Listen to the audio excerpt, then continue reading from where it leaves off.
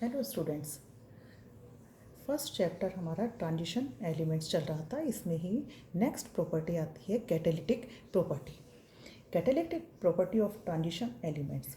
अभी तक आपने बहुत सारी रिएक्शंस ऑर्गेनिक में पढ़ी होंगी, तो उन रिएक्शंस में ज़्यादातर में आप देख रहे हैं कि जो ट्रांजिशन एलिमेंट है वो कैटलिस्ट की तरह से काम में आते हैं। कैटलिस्ट क्या होता है? कैटलिस्ट रिएक्शन की रेट को इंक्रीज़ कर देता है विदाउट पार्टिसिपेटिंग, कि वो खुद रिएक्शन में पार्टिसिपेट नहीं करता है, लेकिन रिएक्शन की जो रेट है उसे एनहांस कर देता है। ठीक है। Many transition metals and there compounds have catalytic property. अब ये इनमें कैटालिटिक प्रॉपर्टी क्यों होती है, इसका कारण क्या है? Due to presence of vacant D orbitals.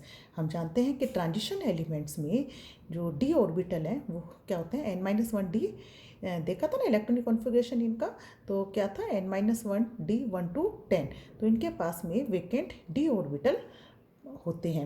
Next, इनमें वेरिएबल ऑक्सीडेशन स्टेट होती है, कि ये एक प्रॉपर्टी है इनके अंदर कि वेरिएबल ऑक्सीडेशन स्टेट है, जिसके कारण भी ये कैटालिटिक प्रॉपर्टी शो करते हैं। इनका जो सरफेस एरिया है वो कैटालिटिक प्रॉपर्टी में लार्ज सरफेस एरिया प्रोवाइड करते हैं। और इनमें एक और टेंडेंसी होती है कि ये कॉम्प्लेक्स फॉर्मेशन करते हैं, कि एबिलिटी टू फॉर्म कॉम्प्लेक्स बनाने की इनके अंदर टेंडेंसी होती है। इन कारण से ये ट्रांजिशन एलिमेंट जो हैं वो कैटालिटिक प्रॉपर्टी शो करते हैं।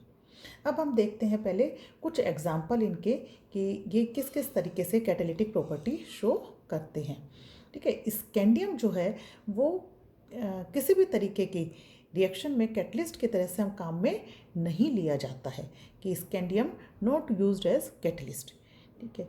जिगलर नाटा, ये आपने नाम सुना ही होगा। जिगलर नाटा के जो पॉलीथीन बनाते हैं फ्रॉम एथीन, ये हाई डेंसिटी वाली पॉलीथीन होती है, तो इसके प्रिपरेशन के लिए काम में लिया जाता है।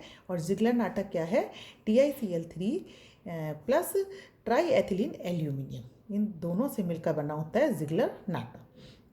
वेनेडियम पेंटा ऑक्साइड, तो ये जो है हमारे पास में, इसे हम यूज़ में लेते हैं H2SO4 बनाने के लिए। H2SO4 का कॉन्टैक्ट प्रोसेस है, तो इसे बनाने के लिए किसे लेते हैं कैटलिस्ट के रूप में? डाइवेनेडियम पेंटा ऑक्साइड। तो V2O5 को, इसमें क्या होता है? SO2 जो गैसियस स्टेट में, ये ऑक्सीजन के साथ में रिएक्ट करती है। इन प्रेजेंस ऑफ V2O5 क्या बन जाता है? SO3।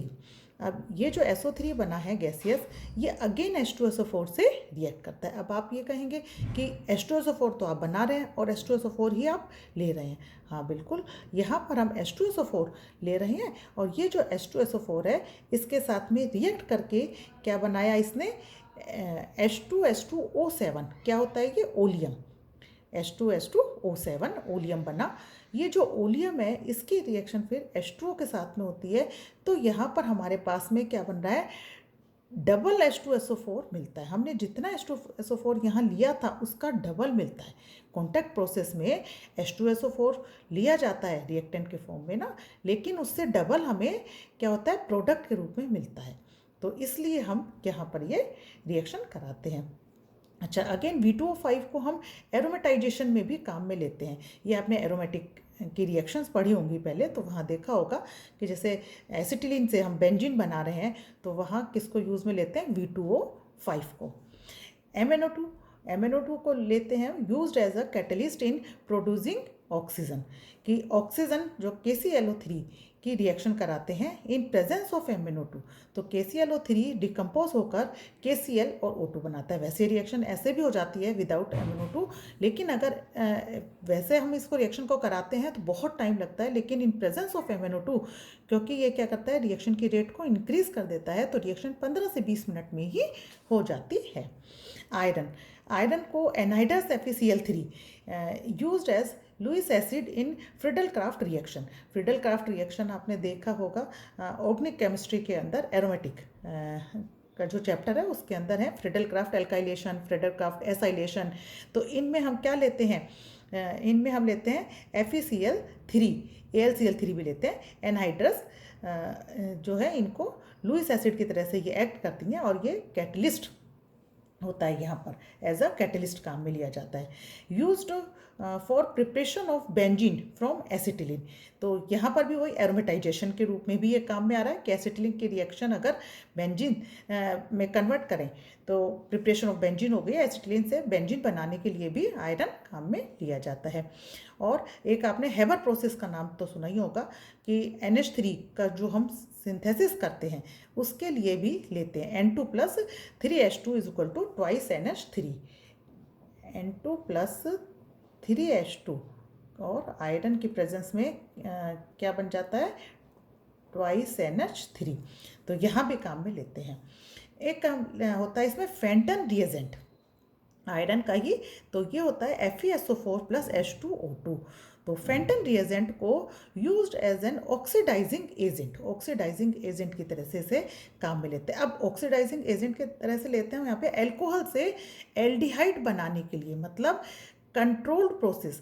अगर हम अल्कोहल का ऑक्सीडेशन कराते हैं तो पहले CH और फिर क्या बन जाता है COH में कन्वर्ट हो जाता है, लेकिन हमें मान लो COH नहीं चाहिए, हमें सिर्फ CHO तक ही चाहिए। इसका मतलब क्या हुआ कि रिएक्शन को हाफ में ही क्या करना है, हमें स्टॉप करना है। तो इसके लिए हम क्या करते हैं कि ऐसा ऑक्सीडाइजिंग एजेंट काम में लेते हैं जो कंट्रोल करे रिएक्शन को, वहीं कंट्रोल प्रोसेस रहे, तो ये होता है हमारा Fenton reagent FeSO4 plus H2O2। तो ये क्या करेगा, अल्कोहल को एल्डिहाइड में कन्वर्ट कर देता है। ये RCH2OH किस में कन्वर्ट हो रहा है, RCHO में, एल्डिहाइड में, एसिड आगे नहीं बनता इसमें। नेक्स्ट है रेने निकल की रिएक्शन तो आपने बहुत पढ़ी होंगी। हाइड्रोजिनेशन रिएक्शन जितनी भी हैं एल्कीन से एल्केन में कन्वर्ट होती हैं, इसके अलावा ऑयल को फैट में कन्वर्ट करते हैं, ठीक है, तो ये सारी रिएक्शन इसमें आ जाएंगी। उसके अलावा भी बहुत सारी ऐसी रिएक्शंस हैं जो आपने पहले पढ़ी हुई हैं, उनमें से कोई भी रिएक्शन आप यहाँ पर एज ए एग्जांपल लिख सकते हैं जो आपको याद हो। कॉपर ट्यूब की प्रेजेंस में अगर हम गर्म कराते हैं एसिटिलीन को, तो ये भी यूज्ड इन एरोमेटाइजेशन में काम में आ रहा है कि एसिटिलीन की रिएक्शन कराई और क्या बन गया हमारे पास में, बेंजीन बन गया। अब ये हमने कुछ एग्जाम्पल लेकर इसको देखा कि कहाँ कहाँ पर ये कैटलिस्ट की तरह से काम में आ रहे हैं। अब हम इसमें देखते हैं कि ये जो कैटलिस्ट की तरह से काम में आ रहे हैं इनका एक्सप्लेनेशन क्या है और ये कैसे इसके अंदर मैकेनिज्म क्या है इनकी, ये समझ सकते हैं हम कि रिएक्ट कैसे करना है। तो कई तरीके से ये रिएक्ट करते हैं। तो फर्स्ट हम देख रहे हैं इन सम केसेस ट्रांजिशन एलिमेंट, यहाँ पर वो किसकी तरह से एक्ट कर रहा है, कैटलिस्ट की तरह से, with their variable oxidation state में form intermediate compound with one of the reactant, एक रिएक्टेंट के साथ में क्या करेगा, ये इंटरमीडिएट कंपाउंड बना देगा, ठीक है। This intermediate compound provide a new path for lower activation energy. अब ये जो इंटरमीडिएट बना इसके साथ में ये क्या करेगा कि एक नया पाथ प्रोवाइड कर देगा जो कि लोअर एक्टिवेशन एनर्जी का होगा, ठीक है। Further they get decompose on reaction with other reactant, ये क्या करेंगे अब दूसरे रिएक्टेंट के साथ में डिकम्पोज हो जाएंगे और कैटलिस्ट हमें वापस से उसमें प्राप्त हो जाता है।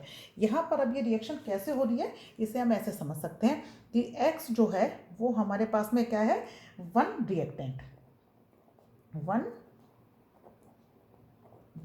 हो गया X, ये किससे रिएक्ट कर रहा है, कैटलिस्ट से,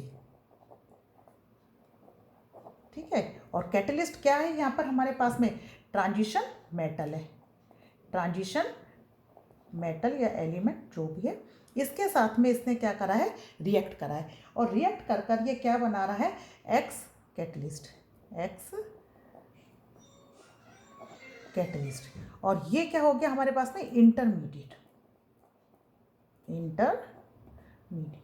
और ये जो इंटरमीडिएट है वो क्या कर रहा है, प्रोवाइड न्यू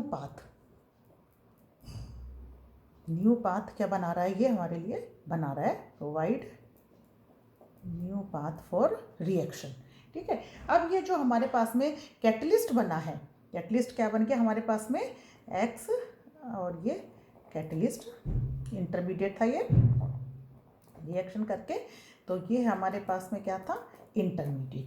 ये अब अनदर रिएक्टेंट जो है, दूसरा रिएक्टेंट वाई, उसके साथ में अदर रिएक्टेंट के साथ में क्या कर रहा है, रिएक्ट कर रहा है और इसके साथ में रिएक्ट करके ये क्या बना देगा, प्रोडक्ट बना देगा एक्स वाई, एक्स वाई क्या हो गया हमारे पास में, प्रोडक्ट आ गया है, और अगेन कैटलिस्ट जो है हमें मिल जाएगा। और कैटलिस्ट क्या था हमारा, ट्रांजिशन मेटल। ठीक है, तो इस तरीके से ये रिएक्शन करते हैं। अब इनकी जो वेरिएबल ऑक्सीडेशन स्टेट ये शो करते हैं उसे भी हम इसमें समझ सकते हैं कि एक एग्जांपल हम ले रहे हैं इसके अंदर कि reaction between SO2 and O2 to form SO3 in presence of V2O5। तो यहाँ हम देख रहे हैं कि जो V2O5 है वो SO2 से रिएक्ट कर कर क्या बना रहा है, V2O4 और SO3 बना रहा है। ठीक है, तो यहाँ V2O5 जो है वो कौन सी ऑक्सीडेशन स्टेट में है, +5 ऑक्सीडेशन स्टेट में। और यहाँ जो हमारे पास में V2O4 बना, ये हमारे पास में कौन सी ऑक्सीडेशन स्टेट में आ गया, +4 ऑक्सीडेशन स्टेट में आ गया। ठीक है, अब ये जो V2O4 है ये अगेन किससे रिएक्ट कर रहा है, O2 से। O2 से रिएक्ट कर कर ये क्या बना रहा है हमारे पास में, V2O5 बना रहा है। ठीक है, तो वापस हमें क्या मिल गया, V2O5। अगेन ऑक्सीडेशन स्टेट क्या है इसकी, +5। ठीक, तो इस तरीके से हम कह सकते हैं कि वेरिएबल ऑक्सीडेशन स्टेट शो करते हैं, जिसमें क्या करा है इन्होंने यहाँ पर ये इंटरमीडिएट बना दिया लोअर एनर्जी का। ठीक है, vanadium change its oxidation state from +5 to +4 and again +5, कि +5 से ऑक्सीडेशन स्टेट कहाँ पर चेंज हुई है, +4 में चेंज हुई है। और +4 से वापस हमें क्या मिल गया, +5 हमने स्टार्टिंग में लिया ही था, कैटलिस्ट है नहीं कि हमारा, तो यहाँ हमने लिया था वही कैटलिस्ट हमें दोबारा रिएक्शन में मिल गया है। ठीक है, तो इस तरीके से भी ये रिएक्शन करते हैं। और इन मैनी केसेस हम इसे ऐसे भी समझ सकते हैं कि in many cases transition elements provide a suitable large surface area with free valency on which reactant are adsorbed. कि ये एड्जॉर्प्शन थ्योरी जो है उसके अंदर आप इसको पढ़ेंगे तो यहाँ पर क्या होता है कि जो ट्रांजिशन एलिमेंट है ये एक इनको सरफेस एरिया जो है वो लार्ज सरफेस एरिया प्रोवाइड कर देते हैं। तो उस लार्ज सरफेस एरिया से क्या हो जाता है कि इससे कैटलिस्ट की सरफेस पर जब रिएक्टेंट एड्सॉर्ब होता है तो कैटलिस्ट की सरफेस पर रिएक्टेंट की कंसंट्रेशन इंक्रीज हो जाती है। कंसंट्रेशन ऑफ रिएक्टेंट जो है वो क्या हो रहा है, कंसंट्रेशन ऑफ रिएक्टेंट इंक्रीज हो गई है, कहाँ पर, कैटलिस्ट की सरफेस पर। और कंसंट्रेशन ऑफ रिएक्टेंट अगर इंक्रीज होती है तो इससे क्या हो जाएगा, रेट ऑफ रिएक्शन क्या हो जाएगी, then rate of reaction increase हो जाएगी, रेट ऑफ रिएक्शन क्या हो जाएगी, फास्ट हो जाएगी, वो भी इंक्रीज हो जाएगी। तो अब हम कह रहे हैं कि यहाँ पर कि ये जो कंसंट्रेशन है रिएक्टेंट की वो कैटलिस्ट की सरफेस पर इंक्रीज हो गई है, जिससे क्या होगा कि रिएक्टेंट के जो बॉन्ड हैं वो कैसे हो जाएंगे, वीक हो जाते हैं। रिएक्टेंट के जो बॉन्ड हैं वो कैसे हो गए, वीक हो गए। और रिएक्टेंट के बॉन्ड अगर वीक हो गए हैं तो एक्टिवेशन एनर्जी क्या होगी, डिक्रीज हो जाएगी, जिससे कि ट्रांजिशन मेटल जो है वो ऑक्सीडेशन स्टेट में, डिफरेंट ऑक्सीडेशन स्टेट में क्या हो जाएगा, चेंज हो जाएगा। और इससे ये मोर इफेक्टिव हो जाते हैं। कैसे हो जाते हैं ये, मोर इफेक्टिव हो जाते हैं, so that product are readily obtained, कि प्रोडक्ट क्या हो जाएगा, हमें आसानी से प्राप्त हो जाता है। ठीक है, तो इसमें क्या हो जाएगा कि आप इसको ऐसे भी समझ सकते हैं कि जो सरफेस एरिया है वो क्या होगा कि जब रिएक्टेंट कैटलिस्ट के ऊपर आया तो वहाँ पर आकर ऐड होता है और वो सरफेस एरिया क्या करेगा, वो उसके सरफेस एरिया को इंक्रीज कर देगा, तो रिएक्शन क्या हो जाएगी, फास्ट हो जाएगी। ठीक है, और यहाँ पर एक इंटरमीडिएट बना जो कि उसको लोअर एनर्जी, एक्टिवेशन एनर्जी क्या हो जाएगी, लोअर हो जाएगी और आसानी से वो प्रोडक्ट में कन्वर्ट हो जाता है कि सरफेस एरिया ज़्यादा होगा तो रिएक्शन क्या हो जाएगी, आसानी से हो जाएगी। तो इस तरीके से ये इनकी कुछ मैकेनिज्म है जिसके द्वारा हम इसे समझ सकते हैं। तो ट्रांजिशन एलिमेंट किसकी तरह से एक्ट कर रहे हैं, कैटलिस्ट की तरह से एक्ट करते हैं। और क्यों कर रहे हैं उसके लिए आपको ये हमने 4 रीज़न बताए हैं कि इनके पास में एम्प्टी डी ऑर्बिटल होते हैं, वेकेंट डी ऑर्बिटल होते हैं, और ये वेरिएबल ऑक्सीडेशन स्टेट शो करते हैं, क्योंकि ये चीज़ आपको पहले ही देख चुके हैं कि वेरिएबल ऑक्सीडेशन स्टेट शो करना जो है वो ट्रांजिशन एलिमेंट की ही प्रॉपर्टी है, क्योंकि हमने एस ब्लॉक में देखा कि एस ब्लॉक जो है वो वेरिएबल ऑक्सीडेशन स्टेट शो नहीं करते हैं, पी ब्लॉक भी वेरिएबल ऑक्सीडेशन स्टेट शो नहीं करते हैं। तो इनमें क्या है, ऑक्सीडेशन स्टेट जैसे maximum oxidation state first series में हमने किसकी देखी थी, मैग्नीज की, +2 से +7 तक। तो इस तरीके से इनमें ज़्यादातर सभी एलिमेंट दो या कह दो कि 3 4 5 तक 6 तक जो ऑक्सीडेशन स्टेट है वो शो करते हैं, और प्रोवाइड लार्ज सरफेस एरिया और एबिलिटी टू फॉर्म कॉम्प्लेक्स, की कॉम्प्लेक्स फॉर्मेशन की इनमें टेंडेंसी होती है। इन रीज़न से ये कैटलिस्ट की तरह से एक्ट करते हैं। तो यहाँ पर मैंने कुछ रिएक्शंस आपको एग्जाम्पल के तरह से बताई हैं, लेकिन आप ज़रूरी नहीं है कि यही रिएक्शन लिखें, आपको जो भी रिएक्शन याद हो, ये सारी रिएक्शन आपको ऑर्गेनिक में मिलेंगी, जो आप अभी तक ऑर्गेनिक पढ़ के आए उनमें से कर सकते हैं, या अभी आपका जैसे आपने फर्स्ट ईयर में जो भी पढ़ी हैं उनमें भी होंगी। तो आपको जो रिएक्शन याद हो आप उन रिएक्शंस को इसके अंदर ले सकते हैं। ठीक है, तो लेट अस होप कि आपको ये टॉपिक समझ में आया होगा। नेक्स्ट जो हमारा टॉपिक रहेगा मैग्नेटिक प्रॉपर्टी, तो वो हम नेक्स्ट जो हमारा लेक्चर होगा उसके अंदर हम करेंगे। थैंक